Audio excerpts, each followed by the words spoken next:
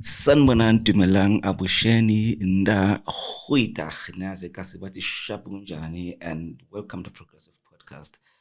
And vandaag is gonna be one of the nicest shows you guys have ever seen. And joining me is my partner in crime, Unelizwa Nels. Abanye bathi is a cheese Kells or cheese Ntondoni. Hi girl njani? Nelizwa, hi my progressive people. Molweni. Oh, it's been a minute. And I hope ukuthi uDecember uniphethe kakuhle by the way. And ndiyanikhumbula man. And namhlanje siphethe onye ubhoti. Sana wenze ezinye izinto ezinhle siyambona eTV but let's let him introduce himself. Who are you Mbavuton? Oh, sanibonani njani? Igama lami nguAndile ngokamhlongo. Yeah. Ngiqhubeke ngisichaze. Hayi cha. Igama lami nguAndile ngokamhlongo and ngingathi I'm a voiceover artist, an actor, performer, but yonke into ngizoyichaza ukuthi iqale kanjani. Ngokuzala ngizala endaweni ekuthiwa iSendwedwe.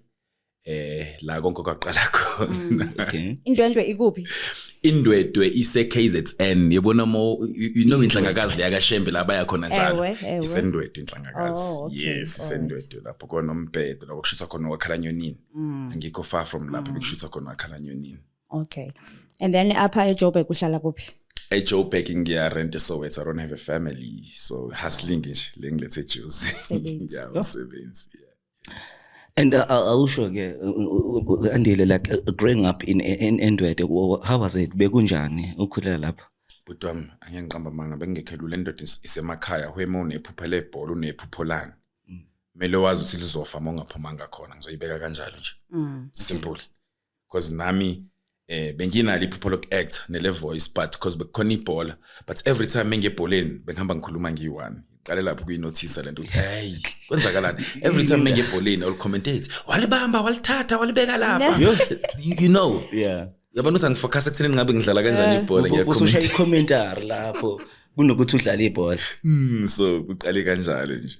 So in terms of when usithole soku-acting, how did it all begin? Like usithole kanjani so lapha ku-acting?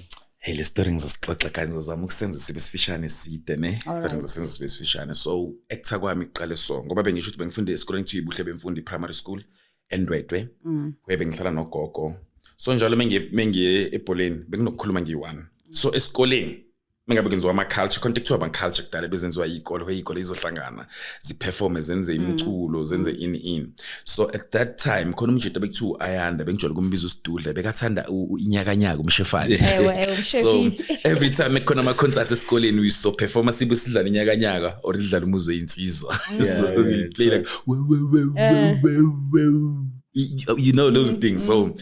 So ngiqeda isikole uStandard 5 sengiyasuka manje emakhaya ngiyohlala noMinda lekuthiwa iseWaterloo eKasi Everlem nakhona futhi sekwenye challenge because ngiphuma emakhaya mengifika eTempelville amandiya amakhalada abantu abamnyama mina ngiphuma into ekuthiwa ibreak iRuses wesiyophaka sidlalela ibhola sigoduke now I'm in Tempelville Secondary where ngebreak khona abadlala ibhola khona abaswimayo khona abadlala netball uyabona manje sintroduce into eziningi so ngebholeni but inhliziyo kulabo abashaya isayfa bekhona labo then one day ngidecide ukungayi ebholeni ukuthi angiye egroundini.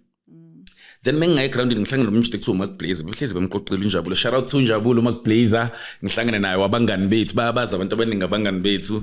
So ngihlangana noMacBlazer I'm like hey King uyayishaya lento but mina into engifocus kuyona ukuact senza kanjani. Athi uMacBlazer no yazini hamba kwenye indawo ekuthiwa ise7 like rehezwa khona njalo ntambama but angizi today. That day ngidecide ukungayi ku training ngihambe ngiye phe7 mengifika e7 egcwele ingane ezincane ngimdala siya rehearse ngibona ubhuti ekuthiwa uSiyabonga Godfrey Dlamini uyena bhuti washintsha impilo yami kakhulu. Shout out to you Godfrey Dlamini man. He's a director of House of Zwide. He directs Mkhokha, he directs Sibongile Dlamini's. He did a lot of TV shows. So even that time when udibala naye ebese enale igama lakhe. Story naye was still training but training ingane eKasi. You understand? So sonke besinephupho naye nephupho but elakhe bese liphambili because besakaza izinto. So mengifika ke training ingane I think bezo 7 8 9 and then I was like 12 13 ngaqamba manga so angibuke ngithi sabona bhuti njani athi yebo ngithi igama lami nguAndile ngokamhlongo ngicela ukuact Angibuke lo bhuti. Angibuke fanele phezulu ngibuthi ngimdala einganeni yabo. Athi okay ngicela uhlale lapha but mawubona uyathanda uzo act. Ana ngempela ngiyithanda into ayifundisa ingane ngempela ngingene ngiact. Then we did qale lapha ngintroduce into ethi theater ngingakayazi bekuyimidlalo yeshashalazi ngafunda ukuthi idlalwa kanjani from lapho senze iTV ama movie asekazi because I remember our first film ingene kwi ebengisebenza behind the scenes trying to understand the industry that was in 2008 ingene kwi Durban Film Festival. It's called My Grievant. Okay. I remember that film. So yona yenza ukuthi into eziningi zithi boom. So fast forward sesizona no Godfrey manje siyabonga Godfrey Dlamini. He's a Grootman kuthina. It's about 5 days a production called The Endless Chapter where we shoot some movie, perform emshadweni, we do all these things. So uGodfrey one day ahlale namphansi athi Andile talent lakho ngiyalibona liningi and you need to learn how to multitask because kule industry if uzokwenza into eyodwa uzogula. If you actor usebenza behind the scene and do other things otherwise uzolamba. I didn't understand at that time. I remember very well. But as isikhathi sihamba the following year ngixoxa ngise kuBaba uKhaya Ngema. Shout out to Baba uKhaya Ngema. Shout out. So tell me uKhaya Ngema is he related to Mbongeni Ngema? Yeah, by family. Oh, okay. Like, but you know, yeah, manje ngisho yamahlayo uKhaya Ngema is a comedian. Okay. Baba wenza comedian nama matrix set work. Yeah. So ubaba uKhaya Ngema wenza lezi incwadi lezi about nothing but the truth, my children, my Africa, bengithi lizokuna lo ma short story. He's big. Yeah, so I'm introduced her to that world now. Okay. So starting to train with ubaba uNgema did about nothing but the truth nalezi ezinye itori. Then experience yami ngiyayibona man ngiyafunda manje ngisenjengalo Andile leya. Then it happens kubaba uNgema naye angibize athi hayi right manje. Ukwenza ufuna ukuhlala or ufuna ukuqhubeka. Okay. But manje ngikhumbula ngiseDurban awukho umsebenzi eDurban. Okay, nasi istory ke sesiyaqala manje. Siza nazo.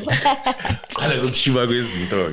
So kwenzakaleke we shot a movie called Izizwe. I know abantu abaningi bayazi. Kuphi khona eDurban. Okay. That movie yeah man yenza magic. Ikulekele.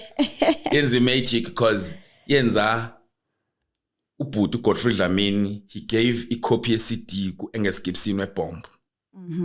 Bomb then yenzwa ubaba Angus Gibson asuke la ebesuka khona aze kuthina studio eDurban. Yo. Ngala movie. Ngaleyo movie. Seyiphumile.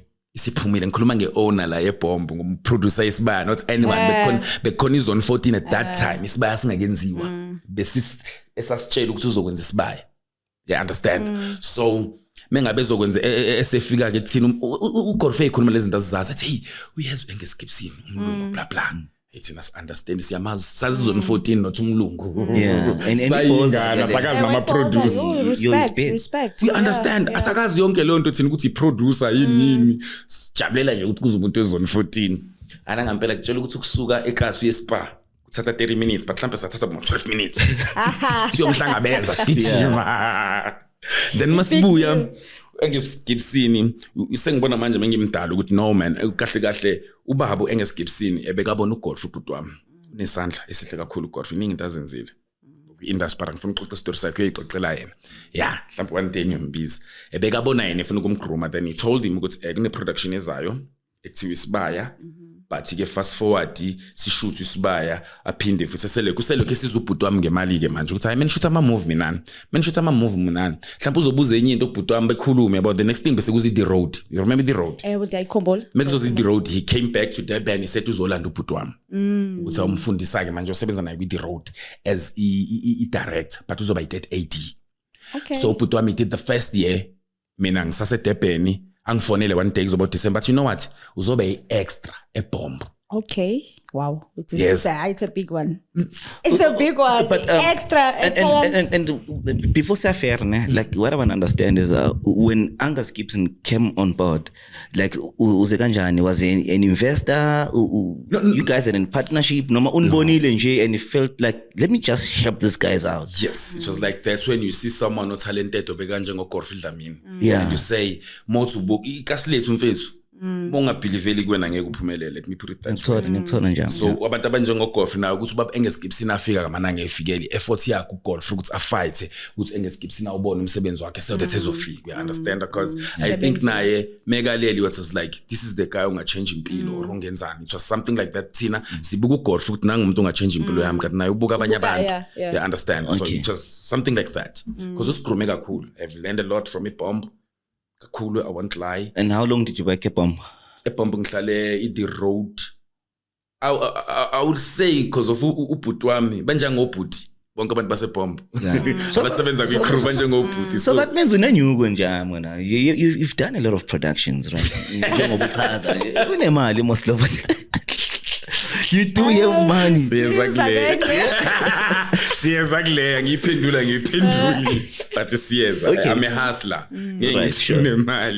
But would you say does acting actually pay like yes. Like Njami, like mucabanga nje, like an actor who's getting like paid like how much they earn, just so mhlambe can inspire somebody out there who wants to be an actor. A month.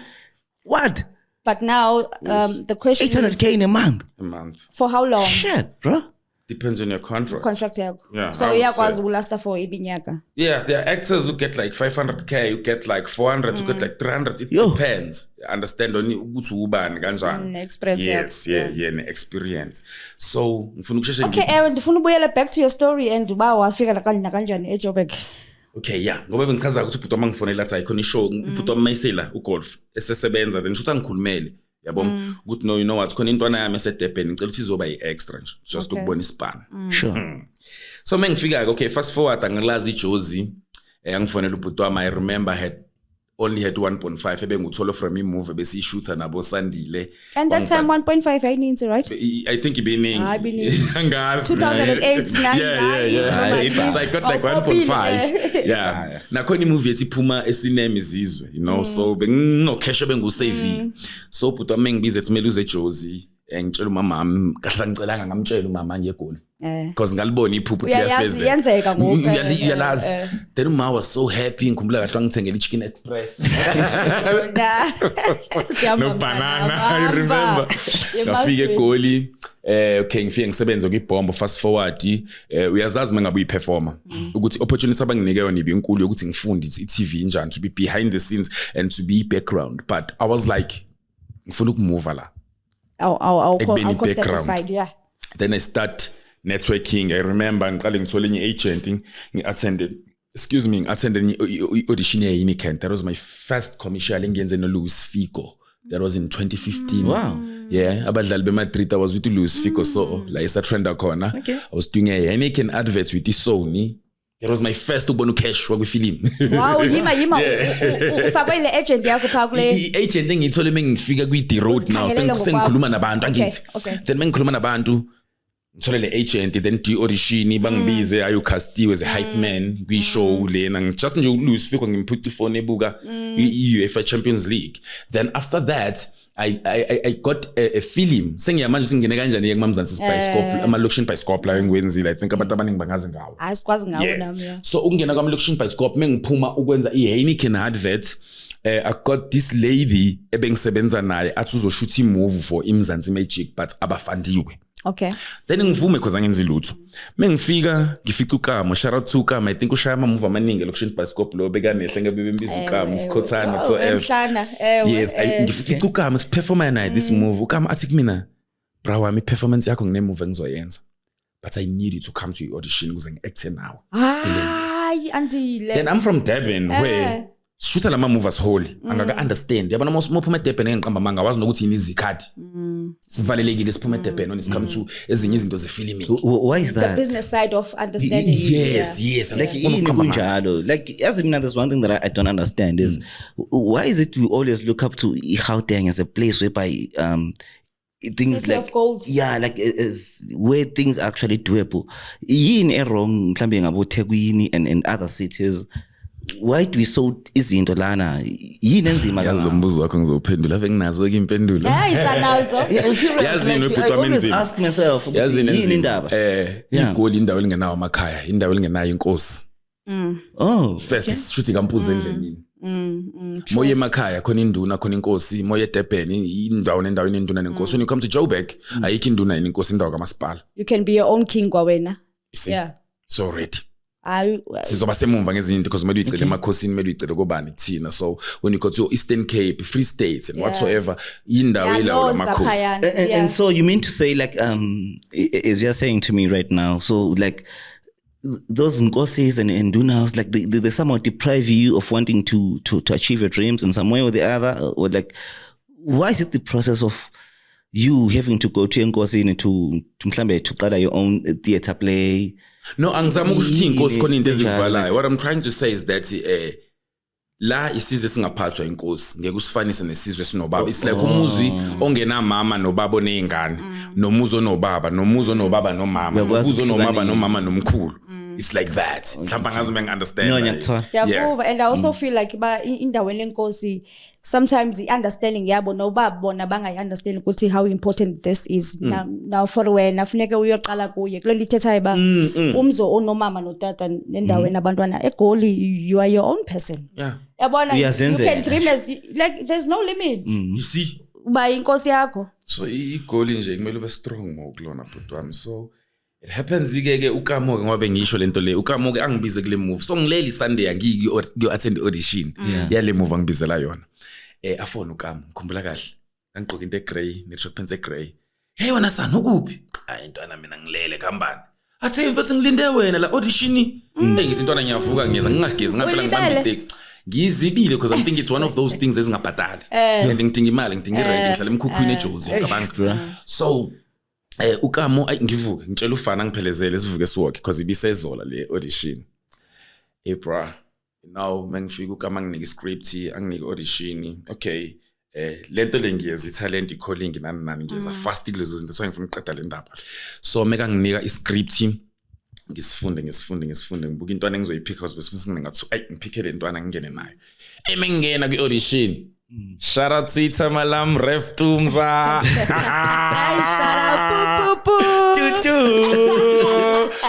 ngivike ngathola ubaba eGoli ngoRef Tumza guys uAndile Mpanza yeah is one of the guys abagadi career yami kakhulu entweni eziningi so baringeza nayo istory sakhe so mengena abagcwele dog I think bebe more than 10 GP gangster and uyacabanga uphuma eDurban na GP gangster abagqoka izinto audition you understand uphuma ekazi intimidated at that moment ka ubabona or abangithusanga afuna ukuba performela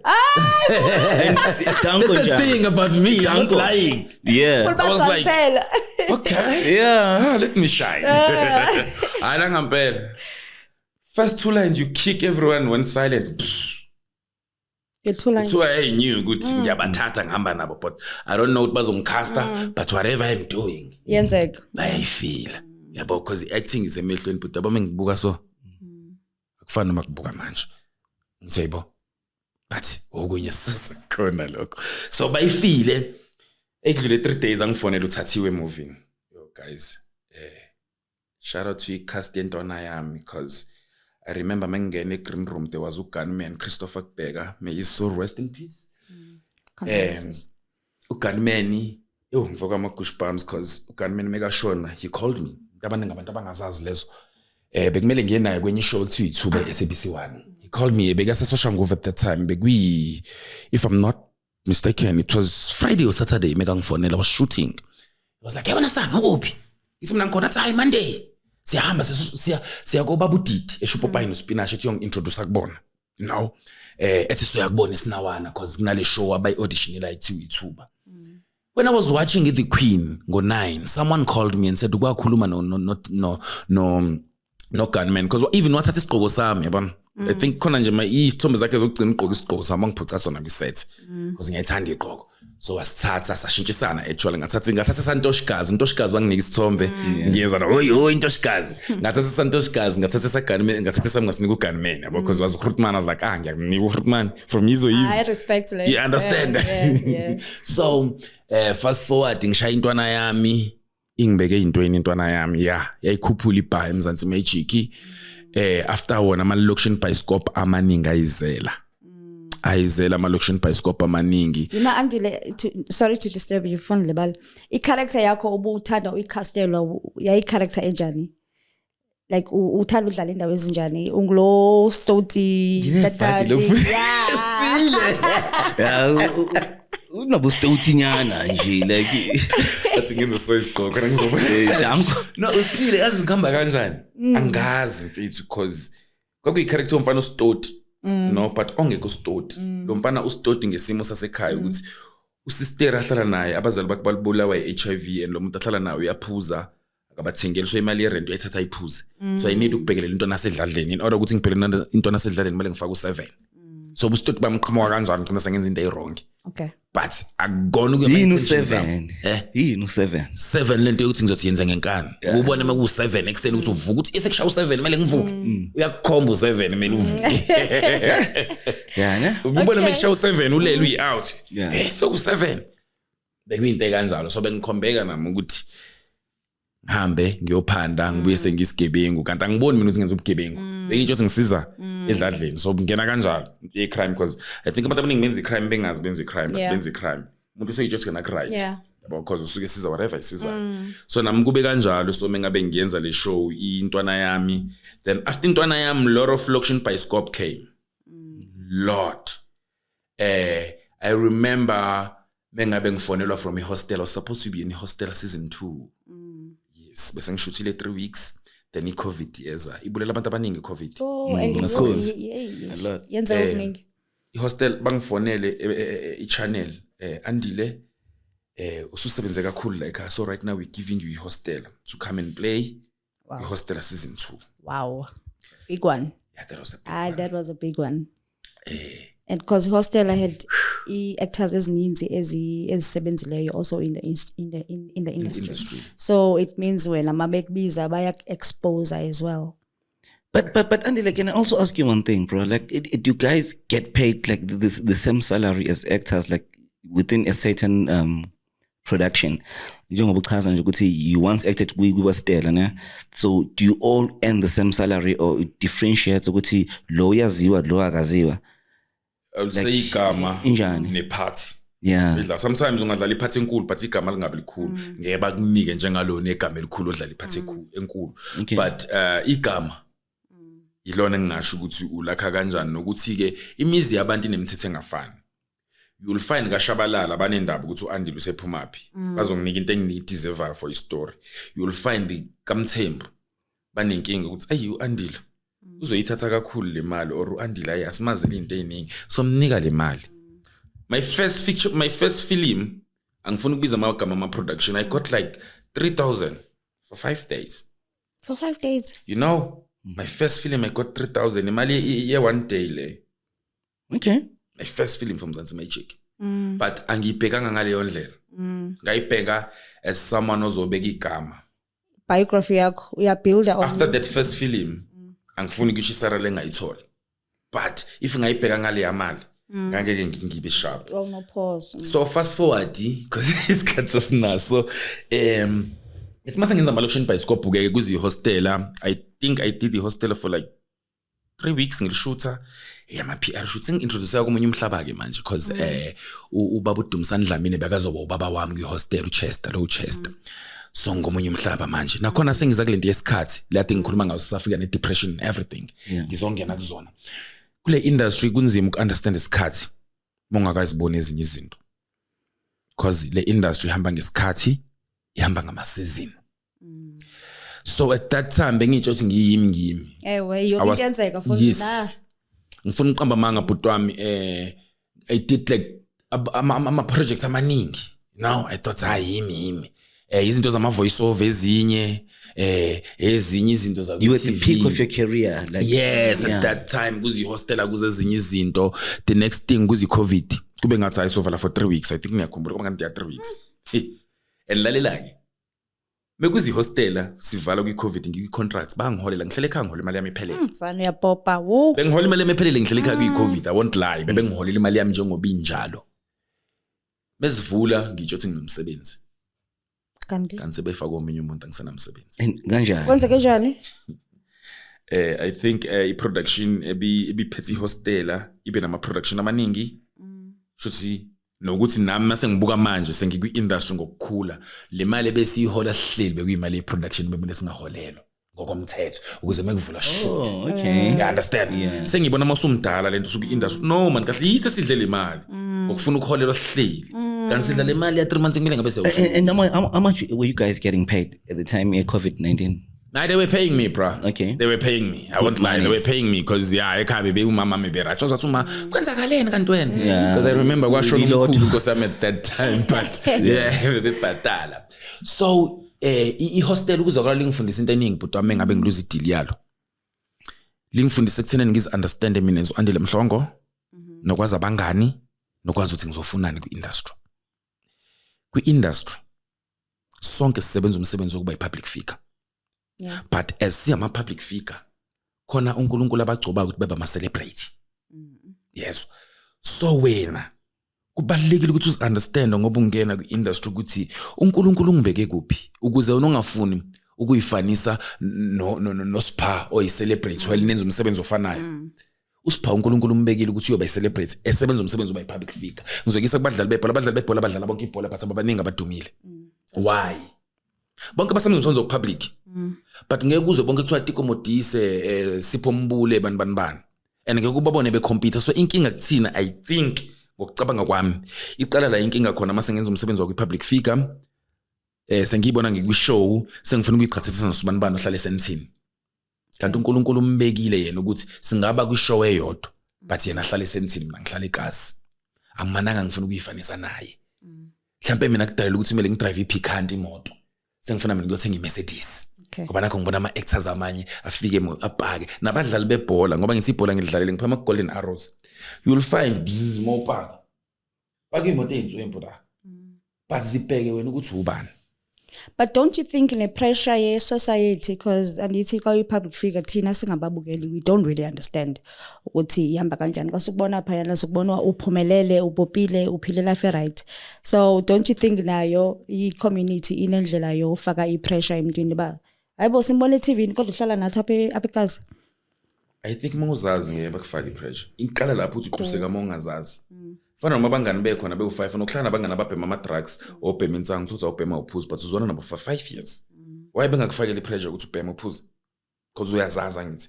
So I think iye kulento engisho ukuthi khona kunzima ukuzithola kwi-industry because sekungena imali ngena ama-calls ngena into eziningi. But mangabe usuzazi trust me angeke uzukuthi hey bafo kuso ngeke ngihlala u1 year ngingasebenzi nganamagigi. So awucabangi mfowethu ukuthi like this is one of the things that causes a depression like with like ama-artist amaningi whereby ufuna ukuzicomparisha noSibani. Thank you. Yabo, so this is when the depression side of it comes in whereby how come I'm working with uSibani and uSibani is doing it, it's making it big and I'm not. Thank you Putwam. Okay.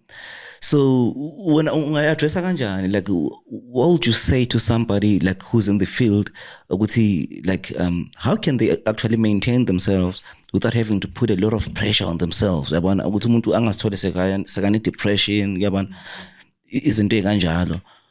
I would say but ngoba ngisho ukuthi ukuzazi kubalekile. Yabona le industry ngizolikhuluma iqiniso kunama demoni kunokukholwa kunemithi. Ungazazi uzoba nenkinga. Ngoba ngisho ukuthi nami kwamele ukuthi ngibe not ukuthi ngivuke ngithi ayi ngiyazazi mangibuye. Okay. Bona angifuni uqamba amanga. Because nami ngiphilile leyo mpilo where that do was things. my next question ba wena. Angiphilile bhuti wami. Mina kwenzekeni nje. Ngikhruvile nje yami. Mina ngidla imali olidila ingazi. Uthi nginegigi engipope ngayo ngayidla imali but uNkulunkulu from 2017 wathi ngizokuphanisha wena. Ngaze ngithi ngabalekelwa abangani ngabalekelwa wonke umuntu. Yes, abangane bengithi ngabobhuti ngibathembile but nakhona angaze ngadinwa mengabe sengibuya from depression. I was like okay uNkulunkulu ngifundile now I know who I am. Njengamanje ngicela ngiphi ithuba lokugcina to do it right this time. Do it right. Before you affair nje I mean like during that time of depression njengoba uchaza nje on like on 2017 like kwenzekeni during that period like yini izinto ohlangabezane nazo like that really ngidla imali rough. Yeah. Honest ngidla imali rough because bengijothi sazongena. Okay. Ngidla rough bhuti wami. Ufuna uqamba manga imagine from uhlala eflatini uyaphuma uyohlala eSnake Park. Yo Emkhukhwini.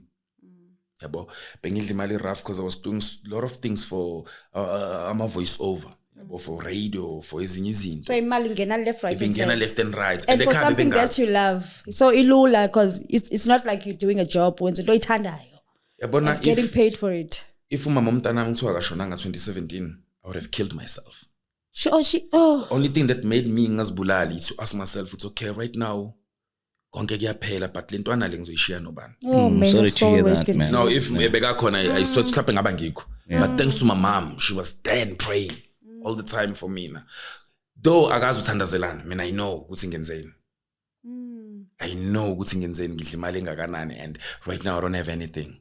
That time before I pass on umama umntanakho wayekhona elifini yakho exesha utye imali. Were you guys together? Ebekhona ngongisupport and know ukuthi ngifuna ukuba ubani one day. Okay. That was the thing ebekayenze bazi ukuthi ngifuna ukuba ubani. Noma bese singasathandani but she was there. Now I think she was there investing kubaba umntanakho ukuthi mengiba right, know very well ukuthi umntana izoba sharp but ngendlela egrand I don't want to lie because she was there. Because even noma ezoshona sibane conversations akhuluma the next thing umuntu ushonini yabona. So that was the wake up call for me to say right now Andile, you need to focus. You need to pick up yourself and do the right thing for Ntwana. And how old is a kid, bro? Like Say high school, man. You. How old are you, Smiley? Like Mdala. Awumdala kujoka leminyaka 2000. Sure. And how many kids do you have? I only have one, my king. Okay. I only have one. That's why I was saying it was a wake-up call to say, and you need to focus. Blah, blah, blah, blah. Boom. All out. Sure. Understand? Then, you focus. Okay, ngiqale ngithola i-advert ye-XC yokuvota. Sure. Started that. uNkulunkulu angivulele kuzama ama-radio drama, ukhozi. Started doing wona. uNkulunkulu focus. Then one day for again, hey, this guy is Hlezeza, man. He called me. Hey, sekoneli yakho waya. He called me, say, hey, bazokufonela kwimbewu. Wow. It's like, hey, bazokufonela kwimbewu. Kwani character ekhona la, I know you. Suggestile yena. Yes, Nkosi yami, you know, and mengifika ngempela kwimbewu, hayi. Zikhali khanqabiwe. I was playing uMambane ngidlala no Name-Apps, man, you know. Asian performer kamnandi no Name-Apps, you know. He would call me ebusuku to rehearse a script and extend mesifika ish, man. Linka yonke. Yeah. So I did that show. Yaqala ngivulela amathuba amaningi eDurban because eDurban they thought I'm from Jozi. Yayibona inkinga manje. I'm doing a lot of production bioscope baseJozi. So abantu baseDurban they thinking lo waseJozi lo. Noma kuthiwa ushaya iZulu but waseJozi. So manga sengikwimbewu doing that cameo role. Baqale bangibuke manje nengikhuluma nabe. Kanti ungwakuphi ngithi hayi mina ngwalana hlathe ngiyarent eJozi. Okay, iqale bangibize for a film ekuthiwa The Right Thing. I think it's on Apple TV now. Okay. They called me for that film. I did. Gosh, I perform. Yeah, but abangibizela yona, it was my father's shadow. They called me for my father's shadow. I think you want to change in Pilu because yeah man, nase Canada they know Ntwana. Yeah, it went big. My father's shadow. I'm still on Amanyama Award. Njengoba kwenye award yase Canada. So for yena. For my father's shadow, it's a moving executive. He produced Brian Kaula. You check it, ne? Yes. So my father's shadow Brian Kaula. I don't know ukhulume nobani kanjani, but I know Babu Sthebu involved lo Durban Motion Pictures abo Lutha lo shutho Luthando ama movie abo lawo. So cause he called me and say okay, before ngifike yena bengihleze ngifuna ukusebenza noBabu Sithebe, ne? But you know umuntu mengakwazi engazalibona italent as a producer. So audition again italent lami ngingakaqini, so ngisebenza naye kwenye movie, ngisebenza noBaba Glenn Gobela, ngibona ukuthi njengoba sesizosebenza. Fast forward angifonele from my father's shadow at Andile, I've got this movie ezayo, ngikhulume no Brian Kaula ukuthi ngikubone uyi-act. Ngathanda ukuthi kube uyi-actor but ngingazi producer ne director bazokuthanda yini. Can you come to Durban? Lo muntu mfethu akunamali ufona inamhlanje uthi angifike kusasa. Utami ngaboleka imali ngawabamba ibhasi ebusuku eDurban. Mengifika kugcwele. Okay, ngilo muntu mfethu ongathandi yabo mefika uthi hayi ngibiziwe. Ngibuke ngibona osisi bami mase ngiyakuyena ngithi azini cela ngene abantu abawu10 mase ngiyangena. Ngize uyazi lo nto uyi-artist ufika pumpu wangithandi nami. Nangempela ngifike ngingene kwi-audition. Again audition mfethu isikisiya ngokuthi yakho radio yakho but uyayifila mengabe abantu ubanikile into you'll feel it. So kukubona ukuthi uyathathwa or uNkulunkulu but ngithe mengiperforma ngambona uBrian Kaula ukuthi ibuku uyazehlisa. Yeah. then ngafika ekhaya ngagodwa ngaye ekhaya mengifika ngifuna ubaba uSisebe ukuthi ngibuyele negoli noma ngenze njani sengimbamba ngeindlela futhi ngithathiwe yini noma athi manje uSisebe hayi Andile yazini awuhlale ngikhulume ne director ngakusasa ngisend message athi no you are in we move so ungabuzahamba yeah guys I think in my father's shadow it's one of career yami. Yeah. Climax ayithathile yakubeka. Yes. Yeah. Even the performance, when you see the performance and everything, you're like, yeah, him lo. You know? Because even noma sengiqeda ukuyishootha bengiqala uku-experience lento kuthiwa i-character yahlala emzimbeni for 5 days. Hi, really? Yes. It was the first time ngiqala uku-experience my father's shadow. I would wake up and cry at night. And I would wake up sometimes and laugh. Then I was like, no, this is wrong, man. So it does have a psychological impact. It does. Ngiyeza kuma nje khona ishow engikuyona engizokhuluma ngayo ingenze something and they told about me it, yes so in my father's shadow it was about intwana ebiyinkabi ekhula inkabi khuliswa ngoba yabona nje all umncane ukhula ngegazi masumdala usufuna ukuzazi ngempela ukuthi ubani uphumaphi yabona and to find out ukuthi ubaba wakho reach uyimayor bakubalekise from kuyena so life yakho ngebe enye into if ever to find out mothi uyabuka ephepheni athi udubula ubaba wakhe ekseni awazi yo brother ubone ephepheni athi udubula ubaba wakho lo muntu athi umdubula ubaba wakho but okay how does that make you feel like psychologically lo muntu akakhulisanga mos you only find out after you've showed your dad ukuthi shit bro like my dad was really making it big but ubalekisiwe is not that by choice yeah khona uqala ubuze lo mbuzo athi nama okay ukuthi angangikhulisi yini imbangela when as the shooter like angithi you experience the character right like obviously Idori they portray a certain yes. They portray a certain thing mhlambe a certain type of lifestyle about and in terms of psychology and emotions abantu and the mentality of people so that character obukade uyidlala at the time like they portray in how does the person feel about it ukuthi thema lami livayile exile and only to find out ukuthi he was a big guy and sembuyi komcisha and movie mayiqala umfana une-anger because as move the opening of the movie bulala umuntu kwa bonakala the second scene uya kulo muntu omthumayo ukuthi umsebenzi wami ukugcina lo right now I need something nami ezongenza ngibe umuntu ngifuna ukuzazi ngubani because angisazi the only thing engiyazi ukuhlala endlini ngivuye ngiyodubula ngibuye ngihlala endlini nami ngifuna ukuba nempilo ngiboneze because mengidrive isingane ziyadlala yonke lento iklikha ngaze ngayiphila lempilo kanjani I start asking those questions ukuthi why ngaze ngayodlala epark mina why mina ngaze ngiphume nabazali bami ngiphethe uplastic ngihleke ziphi lezo izithombe zami ziphi izithombe zami ngimncane nginabazali zibuildane kwena ngaphakathi automatically izoyibuildekela leyo nto leyo yokufuna ukwazi neanger so I think iyo lento ukuthi sisonke sikwi acting khona babona abanye beactor bethande khona kuyi calling khona ba actor khona ba performayo mo perform uyibuza from phansi ma veins ukuthi iphuma phi yapi and yazenzakalela kumele ngiyifake yabo yes so I think iza kanjalo ngikhona ukuphendula lo mbuzo because sibaningi asifana yabona njengami like mikhona ngizokwenza into simple thing ehlezi shaya abantu ukukhala mina I don't have to think kumele ngikhale kwamele ngene kumele ngikhala right now ngizokhala two ekhathi ngiphinde ngibuyele back ungena kanjani how do you prepare yourself uyayazi like how is the psychological of it abantu abangitrain benze ukuthi umzimba wami ube robot right now ngibuka so I can cry ngikhuluma nawe no why do I have to think ngitshela umzimba wami right now andile uyakhala I think now umzimba wakho mangawutshela uthule so book a simple thing thula uzitshela ukuthi ngiyakhala manje akondizayo no I don't even feel anything dog ungazitshele ngena ku situation like uthule quiet and manje andile kumele ukhale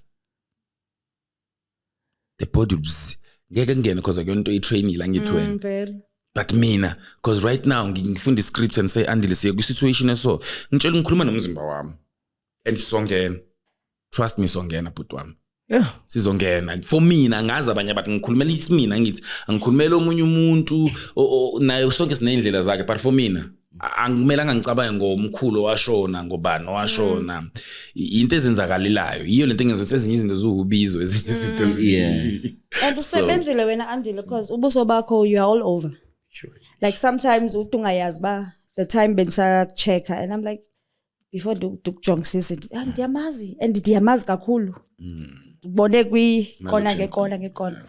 So what I want to know or understand ukuthi, do you guys go for counseling, like when ndithetha about uyakwazi ungena kwi-character ihlale kuwe after yonke umsebenzi, and ubusithi ba you're going to tell us about i-character oyenzayo ngoku psychologically ukunceda niyalufumana? Yabona exactly that ngisho ukuthi imithetho yemizi yabantu ayifani. Komunye umuzi uzolithola usizo, komunye umuzi ngeke ulithole. Komunye umuzi bazokukhelela amanzi ngeglass, komunye inkomishi, komunye ucheck. Ngizohleze ngilinganisa kanjalo ukuze abantu understand, yabona.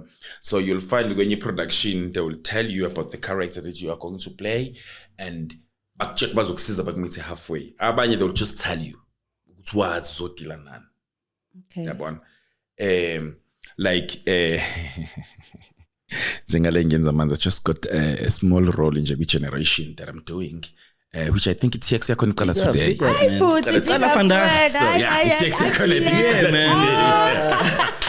Danko. So when i-role yak-generation ngiyithola kanjani? Ngiyithola about lento okuziphatha. Uyabona inhlonipho ibalulekile.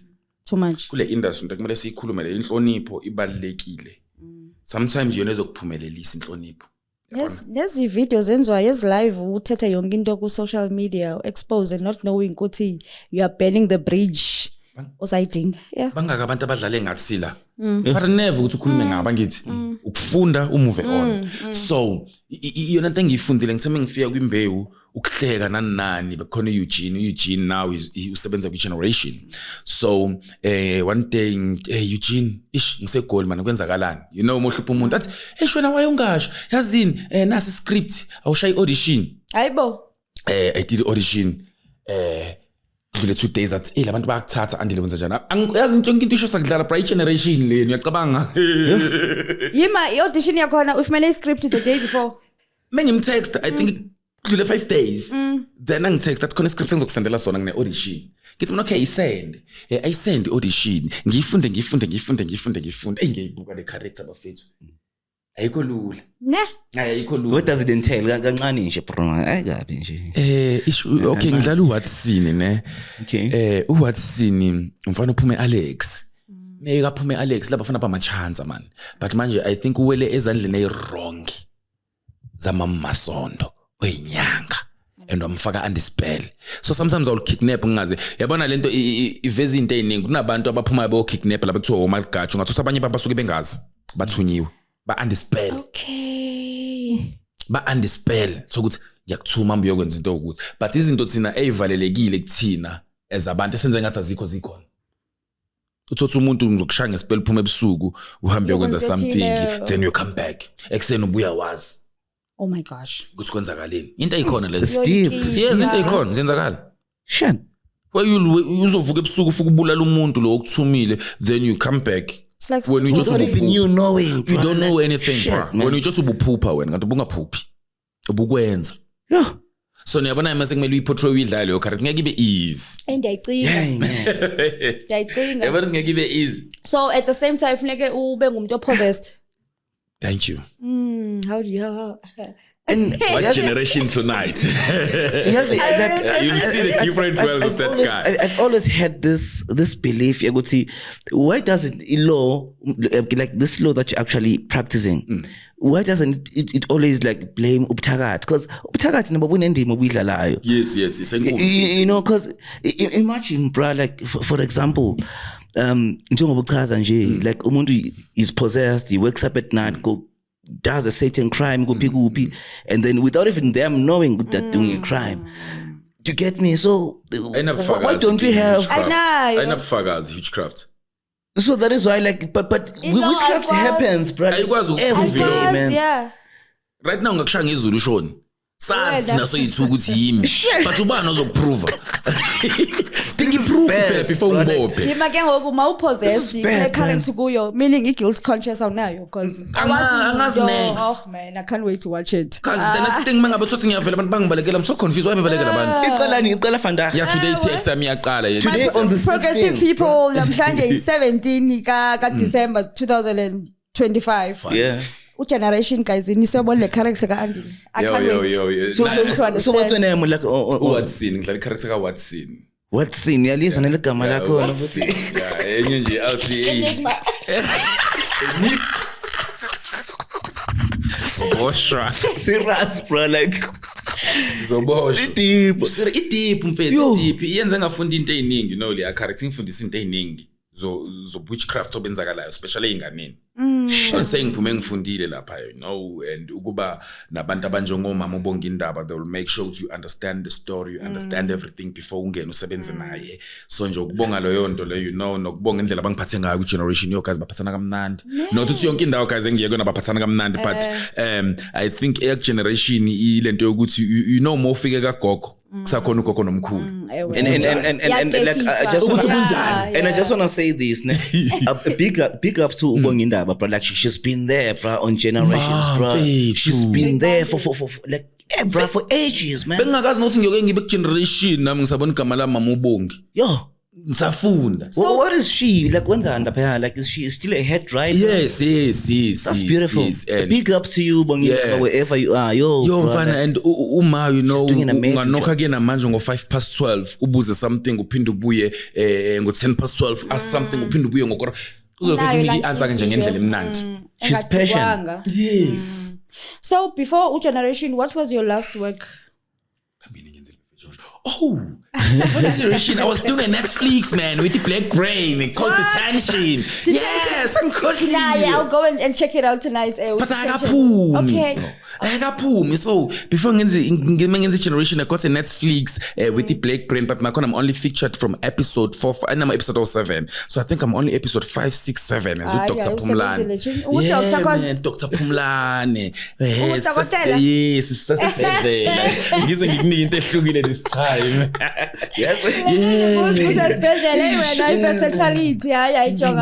All the best go spread your wings further but also zakwenza. So what would you say to abantu abafuna bazi actors like the good side and what advice would you give to them okanye uqinisa or motivate or whatever? I was just advice anginayo simple nje ngikhuluma eqiniso lokuthi ungaphaphela izinto zazi imali ye-industry akuyona ukuthi ikhanyise wena uflap ukhanye cha masu understand kahle if right now ngithola imali generation akuyona ukuthi manje sengiyokwenza izinto bla bangibuke mawusuzazi and the industry nama gods awazokuphanisha mawuthatha imali yawo wenza into wrong. That's what I can say.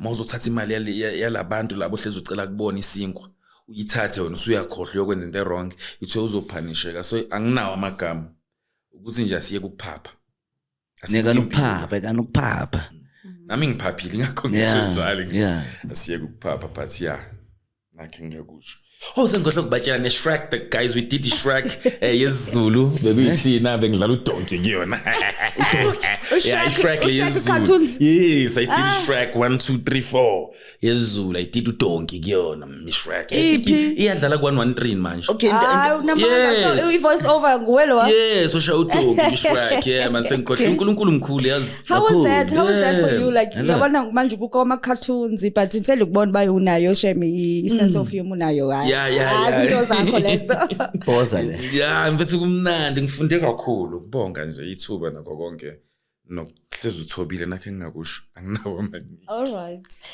I think we got to that time namhlanje.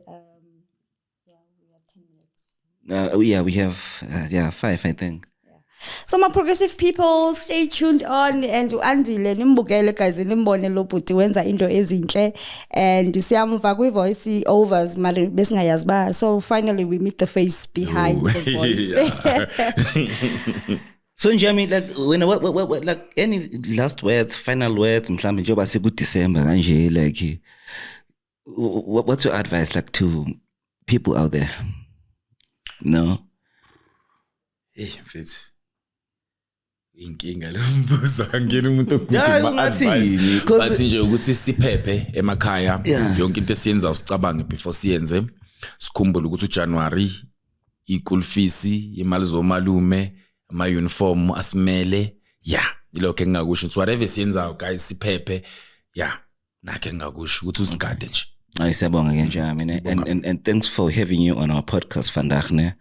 And okay, bafethu njengoba nizwele, so whatever you do this December, just make sure that you take good care of yourself, you save money for school fees abantwana. You understand? Kunemali zabo malume as Andy Left just said.